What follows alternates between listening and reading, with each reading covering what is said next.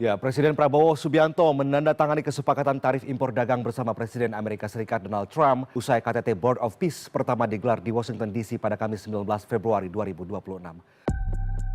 Satu keputusan tarif bisa mengguncang ribuan perusahaan, menggeser arah investasi, bahkan menentukan nasib ratusan ribu pekerja. Itulah yang kini menjadi sorotan di Asia Tenggara. Ketika Amerika Serikat membuka peluang tarif 0% untuk ribuan produk asal Indonesia, suasana di Malaysia justru berubah tegang. Di ruang-ruang parlemen, perdebatan memanas. Di kawasan industri, para pelaku usaha mulai menghitung ulang resiko. Ini bukan sekadar perubahan angka dalam tabel perdagangan, melainkan pergeseran peta kekuatan ekonomi yang dampaknya bisa terasa hingga ke dapur-dapur rumah tangga. Dalam dunia perdagangan global, tarif adalah senjata. Selisih beberapa persen saja bisa menentukan siapa yang memenangkan kontrak bernilai miliaran dolar.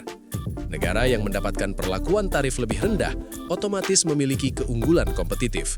Harga produk menjadi lebih murah, margin lebih fleksibel, dan daya saing meningkat tajam.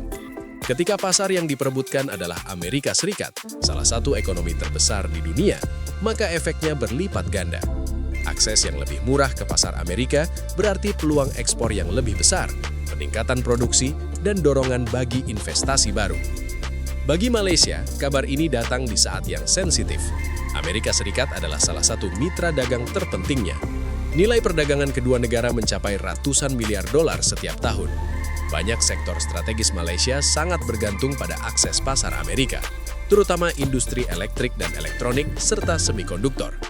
Kawasan seperti Pulau Pinang dan Kedah selama ini dikenal sebagai pusat manufaktur berteknologi tinggi.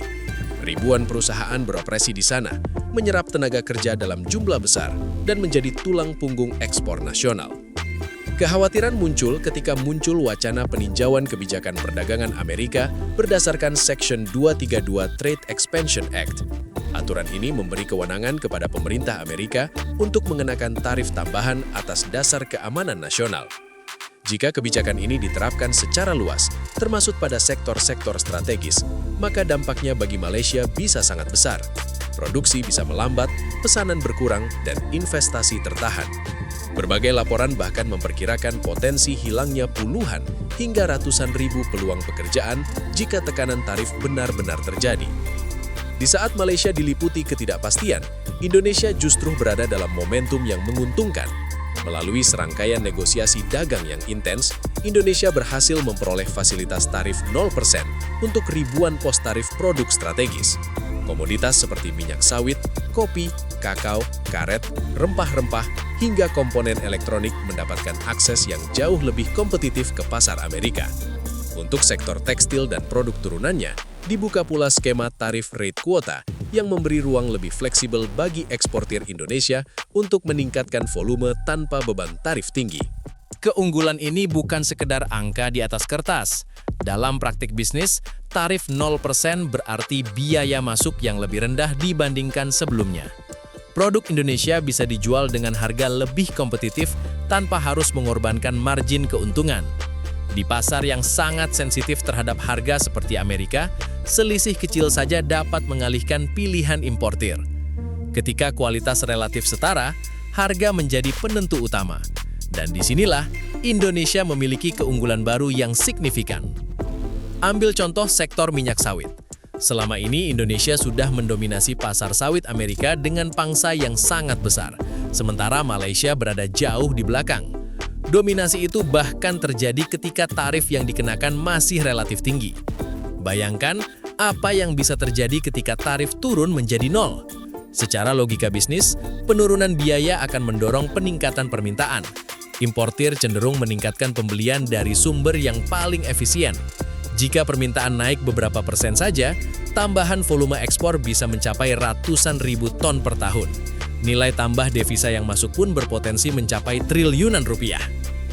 Namun, dampak paling besar mungkin bukan pada komoditas, melainkan pada keputusan investor. Dalam dunia bisnis global, perusahaan multinasional selalu mencari lokasi produksi yang memberi keuntungan maksimal. Jika biaya tenaga kerja, infrastruktur, dan stabilitas relatif sebanding antara dua negara, maka faktor akses pasar menjadi penentu. Dengan tarif 0% ke Amerika, Indonesia kini menawarkan jalur yang lebih murah untuk menembus pasar tersebut. Artinya, membangun pabrik di Indonesia bisa lebih menguntungkan dibandingkan di negara yang tidak mendapatkan fasilitas serupa. Perubahan perhitungan ini bisa memicu pergeseran investasi. Ekspansi yang sebelumnya direncanakan di Malaysia mungkin ditinjau ulang. Investor bisa mempertimbangkan membangun fasilitas baru di Indonesia agar produk mereka menikmati tarif lebih rendah saat masuk ke Amerika. Pergeseran seperti ini tidak terjadi dalam semalam, tetapi sinyalnya sudah cukup kuat untuk membuat pelaku industri berpikir ulang. Dalam persaingan global yang ketat, keputusan seringkali diambil berdasarkan selisih biaya yang sangat tipis. Di sisi lain, Indonesia juga menghadapi tantangan. Keunggulan tarif harus dimanfaatkan secara optimal.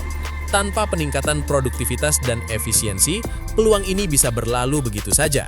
Infrastruktur harus siap menampung peningkatan produksi. Rantai pasok harus diperkuat. Industri dalam negeri perlu memastikan bahwa nilai tambah tidak hanya berhenti pada ekspor bahan mentah, tetapi juga berkembang ke produk olahan dan manufaktur berteknologi lebih tinggi. Jika dikelola dengan baik, fasilitas tarif 0% ini bisa menjadi katalis percepatan industrialisasi. Sektor tekstil menjadi salah satu contoh bagaimana dampak kebijakan ini bisa menjalar luas. Industri ini menyerap jutaan tenaga kerja di Indonesia. Dengan akses pasar yang lebih baik, peluang peningkatan produksi terbuka lebar. Pabrik-pabrik bisa meningkatkan kapasitas, merekrut tenaga kerja baru, dan memperluas jaringan distribusi. Efeknya tidak hanya dirasakan oleh perusahaan besar, tetapi juga oleh usaha kecil dan menengah yang menjadi bagian dari rantai pasok. Malaysia tentu tidak tinggal diam. Negara tersebut memiliki fondasi industri yang kuat, infrastruktur modern, dan tenaga kerja terampil. Diversifikasi pasar menjadi salah satu strategi yang bisa ditempuh untuk mengurangi ketergantungan pada Amerika. Selain itu, Malaysia juga bisa memperkuat kerjasama dengan mitra dagang lain dan meningkatkan daya saing melalui inovasi teknologi. Persaingan ini bukan semata tentang siapa yang menang hari ini, tetapi siapa yang mampu beradaptasi paling cepat terhadap perubahan global. Pernyataan pemimpin Amerika yang memuji Indonesia sebagai negara besar dengan populasi lebih dari 240 juta jiwa juga memberi sinyal diplomatik yang menarik. Dalam hubungan internasional, sinyal seperti itu sering mencerminkan arah kerjasama yang lebih erat. Bagi Indonesia, ini adalah peluang untuk memperkuat posisi sebagai pemain utama di kawasan. Bagi Malaysia, ini menjadi pengingat bahwa dinamika geopolitik dapat memengaruhi arah ekonomi secara langsung. Pada akhirnya, perubahan tarif ini menggambarkan betapa cepatnya lanskap perdagangan global berubah. Satu keputusan negosiasi dapat mengalihkan arus miliaran dolar, memindahkan investasi, dan memengaruhi jutaan pekerja. Investor kini menghitung ulang strategi mereka. Eksportir menyesuaikan rencana bisnis. Pemerintah di berbagai negara bersiap menghadapi babak baru dalam persaingan global. Pertanyaannya sekarang, apakah keunggulan tarif 0% ini akan menjadi game changer jangka panjang bagi Indonesia atau hanya keuntungan sementara yang bisa berubah seiring dinamika politik dan ekonomi dunia?